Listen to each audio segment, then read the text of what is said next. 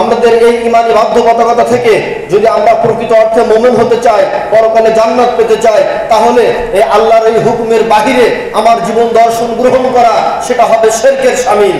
আজকে সমগ্র পৃথিবীতে 7 কোটি মানুষ আজকে উদ্বাস্তু। এই পরিস্থিতিতে মানব জাতির মুক্তির পথ কি? মানব জাতি কি বাঁচবে না তারা নিঃশেষ হয়ে যাবে?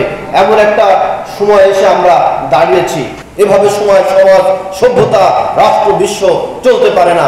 আজকে পশ্চিমাদের কথায় প্রভাবিত হবেন না। তারা ধর্মের ছোট ছোট সূক্ষ্ম ব্যাখ্যা বিশ্লেষণ করে তারা ধর্মকে আজকে ওই পশ্চিমাদের সামনে হাসির খোরাকে পরিণত করেছে। আমাদের জীবন বিধান পরিচালনার জন্য আল্লাহ রাব্বুল আলামিন আমাদেরকে একটা গাইডলাইন দিয়েছেন। এটাই সেই সংবিধান, এই আল কোরআন। আমরা বলতে চাচ্ছি এই কোরআন দিয়ে, এই কোরআনের মধ্যে এই কোরআন দিয়ে যদি আমরা আমাদের প্রত্যেকটা উইংসে, প্রত্যেকটা ব্যবস্থায় যদি আমরা আমাদের সমাজকে পরিচালিত করি, তাহলে একমাত্র শান্তি হবে।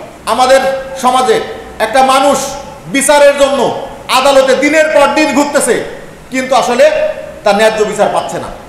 এর আগেও যখন জঙ্গিবাদ নিয়ে আমাদের দেশের আগে সরকারগণ যখন হতাশ ছিলেন, যখন তারা পেরেশানির মধ্যে পড়ে গেছিলেন, দেশে অস্থিতিশীল পরিবেশ সৃষ্টি হয়েছিল, তখন আমরা একটা আদর্শিক প্রস্তাব আমরা দিয়েছিলাম যে এই জঙ্গিবাদ মোকাবেলায় তারা আদর্শের কারণে তারা জীবন দিচ্ছে, তারা রক্ত দিচ্ছে, তাদেরকে শক্তি প্রয়োগ করে এখান থেকে তাদেরকে ফেরানো যাবে না।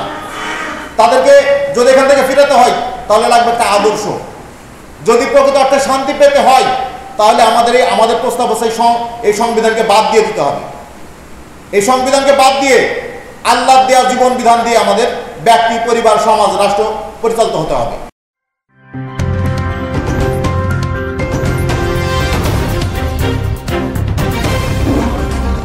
Voice of Tiger.